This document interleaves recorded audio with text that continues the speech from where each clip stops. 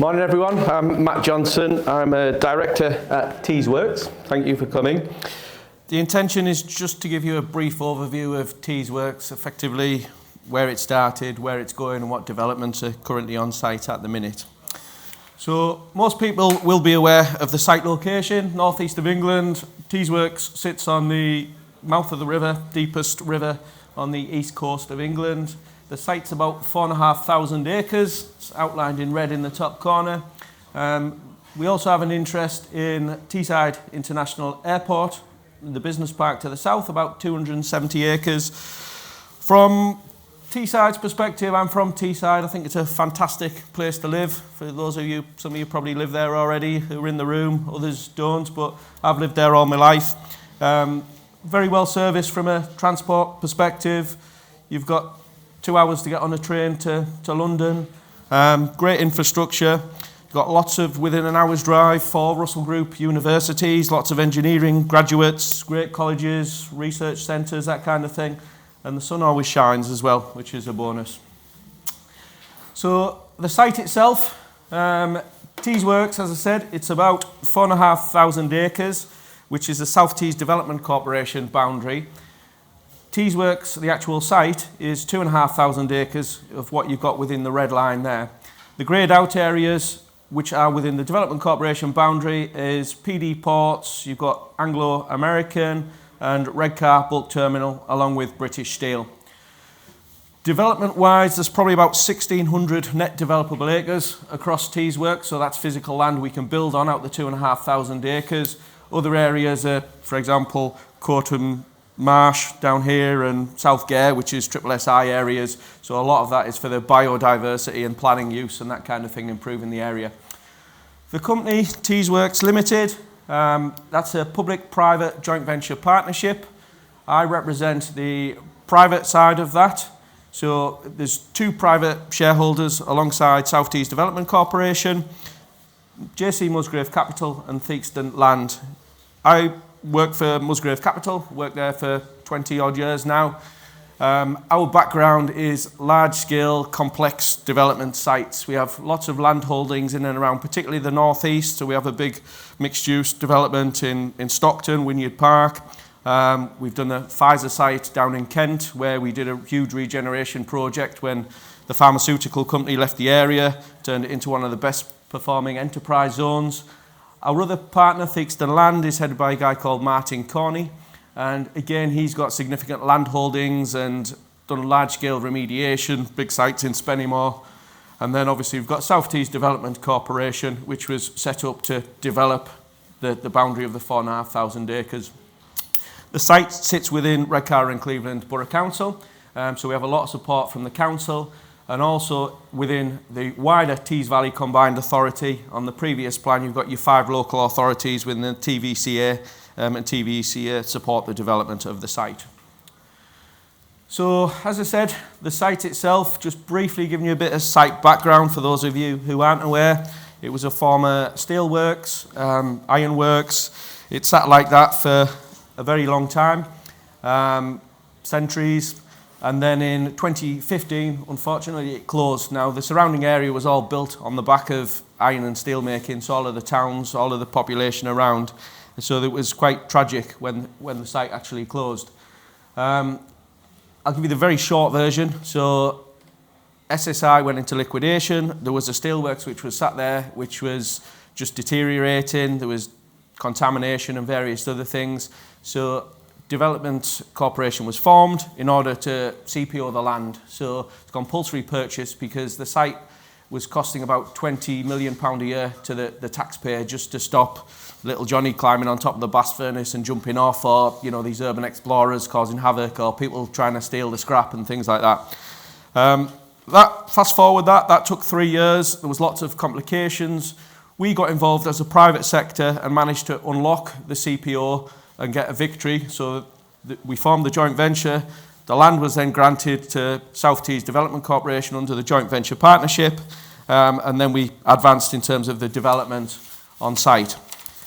So in terms of where we've started, so it took the first couple of years. Obviously, I had a steelworks on and that needed pulling down. It was quite a daunting task when we got on the site.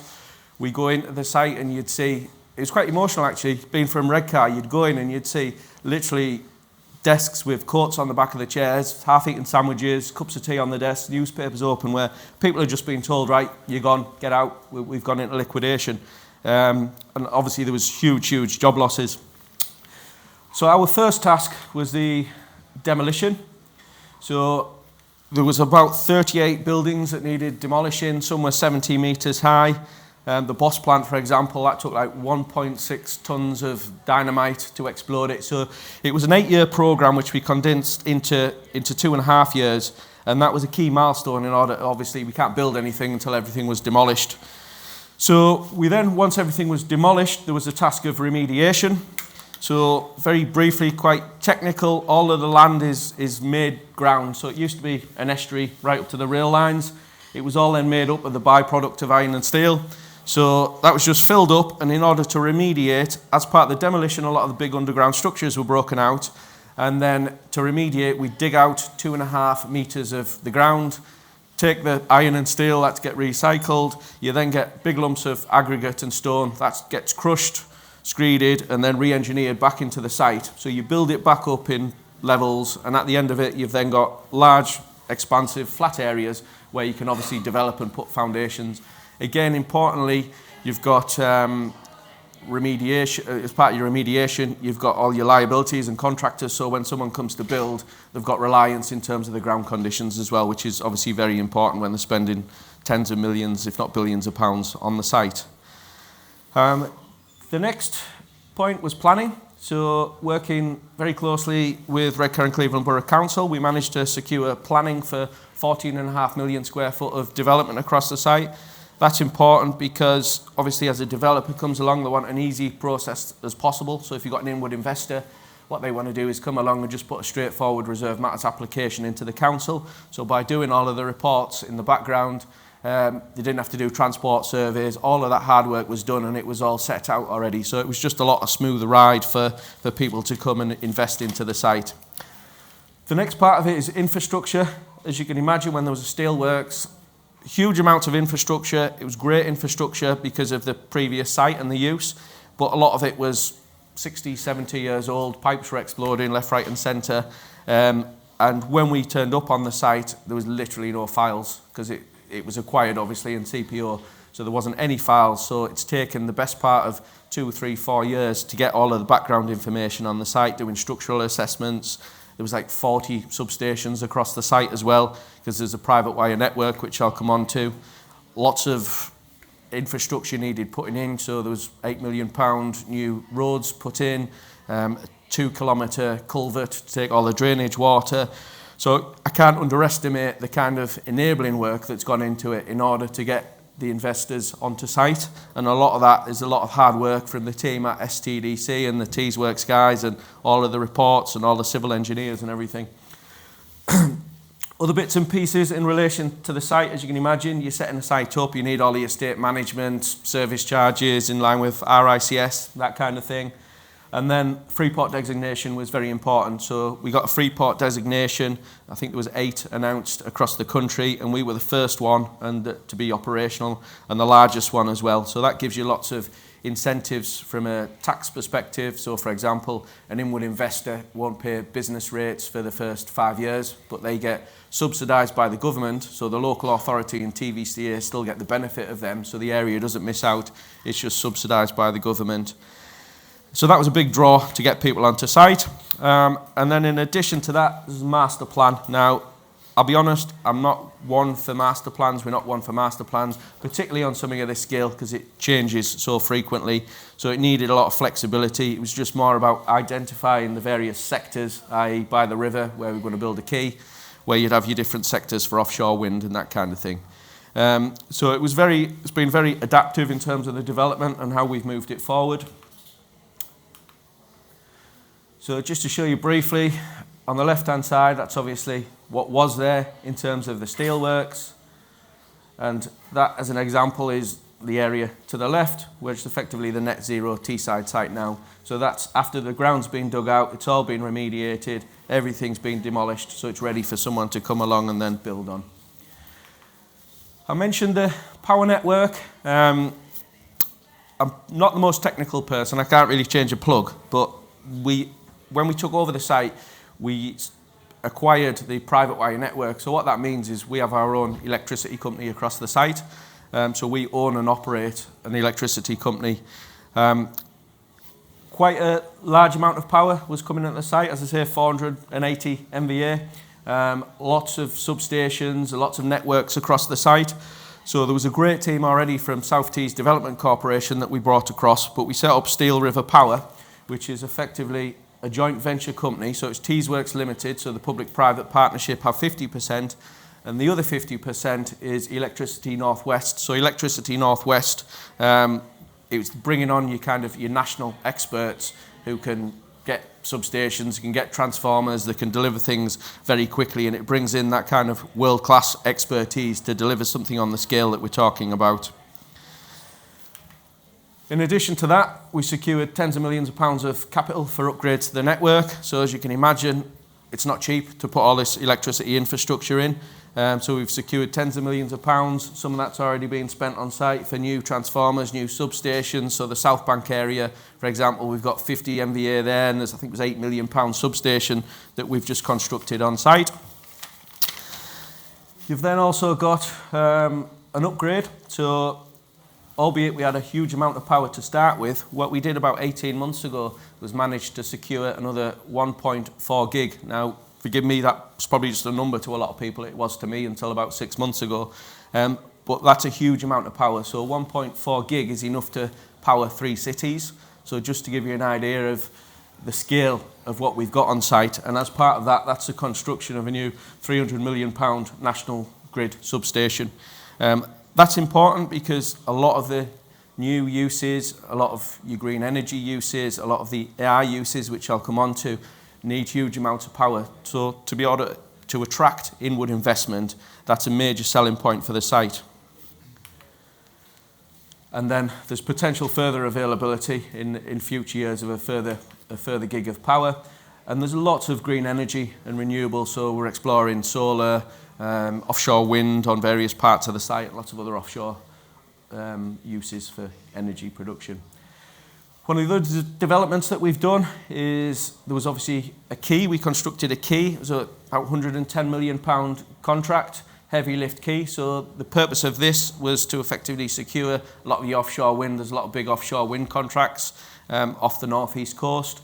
So we constructed a quay with a heavy lift pad, 475 metres in length, capable of taking the big vessels for the offshore wind sector.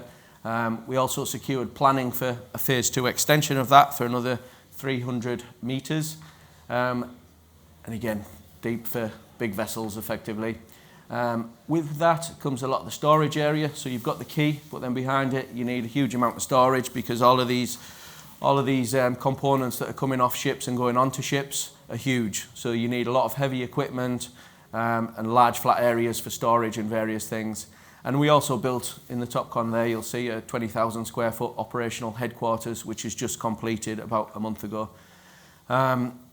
It's situated within the Freeport, so you've got the customs benefits and tax benefits as part of the Freeport, which is, as I say, a major attraction for inward investors. And as part of that, one of the first investments that we secured was SeAH, which I've got on the next slide in some of the detail, which is just about to complete in the next few months. But that facility is huge. It's 1.1 million square foot, and it's the world's largest monopile manufacturing facility on about 93 acres of the site. And we've got a number of other contracts in place with a lot of like T&I contractors. So this is where the transport and installation of offshore components. So effectively on the South Bank area of the site, which is about 300 acres, I think we've got about 220 acres secured and under contract. So you've got lots of different companies on site there, all associated to the offshore wind sector. So obviously SeAH with the monopiles, you've got contractors who add bits, and again, I'll say it in my way and a non-technical way, weld bits of components onto the site, and they do what they can on shore before they put it on a vessel and take it out to sea, because obviously it's a lot easier to do that on shore than do it in the middle of the North Sea when the waves are all over the place. And again, it supports obviously renewable energy strategy for the UK government. So this is the SeAH facility that I mentioned, and if anyone hasn't been on site, I would advise to come on site and see this, but just to kind of give testament to the work that went into the site. I think SeAH first approached us. I mentioned this last year when we were doing the talk here. SeAH first approached us in December 2021, and we showed them, this is when there was still a lot of steelworks and things on site. So we went round with the site, showed them what we were going to do, and talked about we're going to build a quay there, we're going to level all this ground, we're going to put all this infrastructure in. And they kind of smiled at us and shook our hand and said, good luck, we're going elsewhere. Things didn't materialise for them, and about 12 months later, they came back to site and said, look, things haven't progressed on this other site where we were going. Can we have another chat? Can we have a look around site? They came onto site, huge area being cleared, there was a quay half built, there was planning permissions in place, there was diggers all over the site, and then they effectively said, right, okay, where do we sign? So within, I think, 8 weeks, they got reserve matters planning permission through Redcar and Cleveland Council, and within 6 months, they were on site putting the pile foundations in. They put about 9,000 piles into the site. And the latest picture, the big one there, which you see, is the current facility today. So as I say, it officially opens or is operational in 2 months. You'll see a little picture in the corner of the king who came and did an opening of the site about 2 months ago, which was really good to see, getting the king on site. And importantly, fair play to him. He was getting rushed about all over the place, but he must have spent about 30 minutes with, there's about 20 apprentices on site. So he went through every one of them. Each one had a good minute conversation with them, put a lot of time in. But that was great to see in terms of the achievements of what SeAH have built on site, the contractor, K2, and obviously bringing new employees and staff on the site. I'll flick through all of that because I've just explained it really. The other big development on site, Net Zero Teesside, for those who aren't aware, it's a joint venture between BP and Equinor. It sits on about 100 acres of the site. It's £5 billion of inward investment, which is a huge number in anyone's language, and that's all kind of coming into the area, which is fantastic to see. They've got contracts awards with Technique and Balfour Beatty, but in terms of the supply chain, there's a huge amount of other work which is coming in the pipeline, and it's all just kicking off. They completed the lease about 2 weeks ago. Carbon capture and storage. What's carbon capture? There's a drawing there. Again, in my simple language, they take carbon from industry, push it in the pipes that used to bring oil onshore, they push it back offshore and pressurise the oil caverns where they've extracted all the oil, pressurise them and store carbon under the sea. They've also got a gas-fired power station, which will generate about 860 MVA of power, which is great, again, from a renewable perspective. That can go back into the private wire network that we have. Planning, because it was a nationally significant infrastructure project. It was a 2 to 3 year process via a development consent order, which has obviously all gone through and approved now. And importantly, there's about 3,000 construction jobs were created or will be created, and about 1,200 full-time jobs once it's operational. And again, just to put that into perspective, when the steelworks closed, there was a loss of about 3,000 jobs. So just that one development in itself is making up for the numbers that were lost. As I say, the lease completed. Other sites in terms of developments and potential across the site.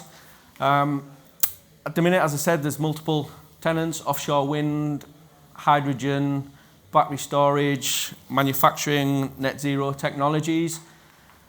We've also got planning secured for some smaller units. So the important thing to mention is obviously looking at your net zero and your SeAH sites, having the supply chains in and around that for your kind of smaller, more local SMEs and operators is very important, but you've got to get obviously the anchor tenants first before you can get the supply chains in and around them. So we've just secured planning for about, I think it's 200,000 square foot of kind of smaller 2,000 to 10,000, 20,000 square foot units, which we're looking to advance and start construction on. There's also a park and ride facility you can see on the picture there. So creating a facility, and there'll be about 1,500 spaces, so everyone will kind of drive the cars into there, park the cars, and then they'll get bussed in and around the site, again just reducing traffic and that kind of thing to make everything smoother. Obviously because of the infrastructure which I've touched upon, the power, water and infrastructure, it's elevated the site to become a kind of unrivaled location for AI development. Now, AI to me is a new world. Effectively, for people who don't know, AI is like computers are taking over and they can think like humans, and you've got big data centers where they'll do all the processing for lots of technologies and learn and problem solve and do decision making. These things take a huge amount of power though. So if you just think they're just big warehouses full of racks of servers, but each individual server has chips about that big, and it takes huge amounts of power and huge amounts of cooling. Now, on the back of obviously Teesworks, we've secured a huge amount of power, which we've got contracted and will be coming online 2029 or earlier, and also huge amounts of water because of the steelworks. You've got potable water, industrial water, to the point where I think Kielder Reservoir was built for the steelworks on this site. So as a location for AI, it's becoming very significant, and we're putting bids forward with government for AI growth zones, and as you can imagine, there's a huge amount of interest because of the land, the power, the planning and the water, because we can get to market very quickly. In the UK, you'll find there's people who say they've got power, but they haven't got power till 2034 because of all the infrastructure upgrades that need to happen. So we're in quite a good position in terms of the work that's being done. A lot of what we're doing on Teesworks is supported by the joint venture we have on Teesside Airport. So Teesside Airport's about 800 acres. To the south of that, sat within Stockton Borough Council and Darlington. There's 270 acres. Again, great relationships with both Stockton and Darlington to bring that development forward. It's about 16 miles away from Teesworks, but as there, we've put in new roads, new infrastructure.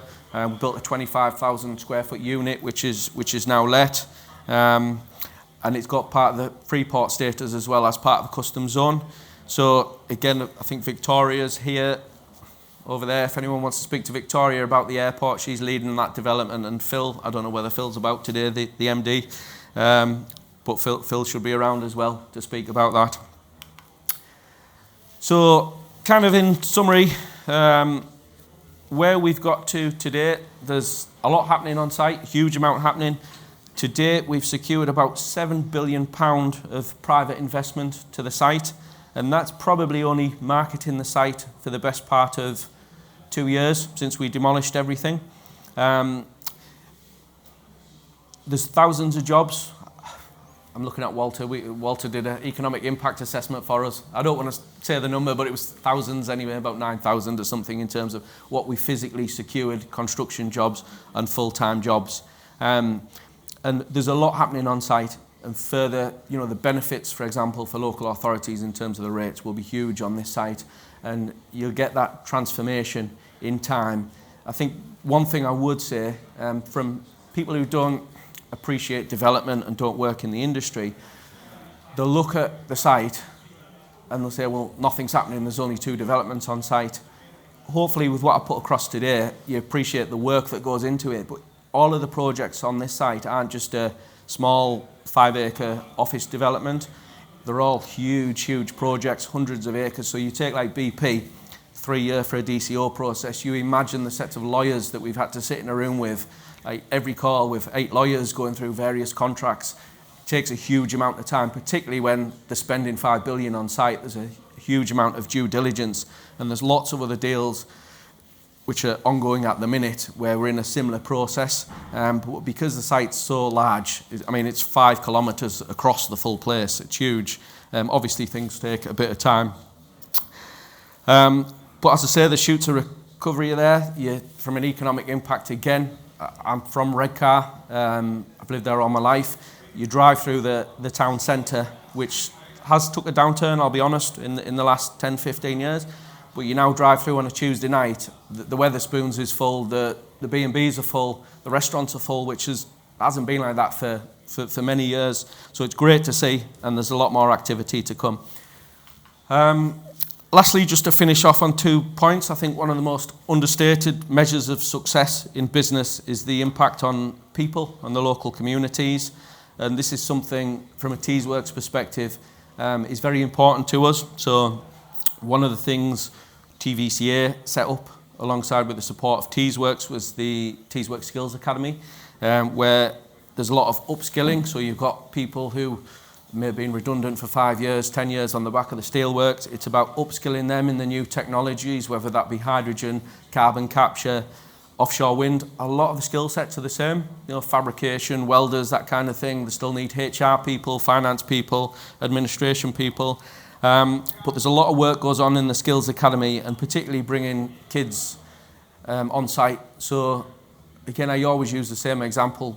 People here have probably heard it before, but when I was at school, you'd left school, and if you didn't know what you wanted to do, you'd go and work in the steelworks, because that's what your dad did, that's what your granddad did. For the last 10, 15 years, people haven't had that, so there's been a bit of a, we don't know what to do, and there's been obviously a rise in unemployment, kids who can't get work. So the Skills Academy is now working very hard with a lot of the schools and colleges, so they're getting into that mindset where kids are saying, I want to go and work in carbon capture, I want to go and work in hydrogen, I want to work in offshore wind. Because when you first say it, it sounds like really complicated, but as I said, when you strip it all back, the skill sets are very, very similar to what we've had in the past, and there's a lot of good people in the Tees Valley who can take those jobs. So, as I said, there's a lot of work going into that. And lastly, we've also set up the Teesworks Benevolent Foundation. It's currently a foundation. We are doing a charitable application. So the purpose of this is giving back to the local communities. We've done a lot in terms of with food banks, local causes, and it's all about tackling deprivation and poverty within the Tees Valley. So across the 5 local authorities of the Tees Valley, there's a lot of work going on in the background. And part of the intention for that is, one, to make an immediate improvement, which is currently being funded solely by Teesworks. But when we establish ourselves as a charity, importantly, what that will mean is when you've got the BPs, the SeAHs, the other people coming on site, they have huge CSR budgets. And I think being local, if we can channel that through the Teesworks Benevolent Foundation, we can make sure, rather than that money just being written off and going to, I don't know, plant trees somewhere, it can actually, we can have an impact in the local community and make sure it's actually getting the needs and what people need in the community. So that's quite important, and there's a lot of work going on in that regard. So, sorry to rush through that, but I'll try to get through as much as I could there. I'm hanging around if anyone wants to chat, has any questions. I'm happy to take them now or questions after. But thank you for attending, and I hope you enjoy the rest of your day.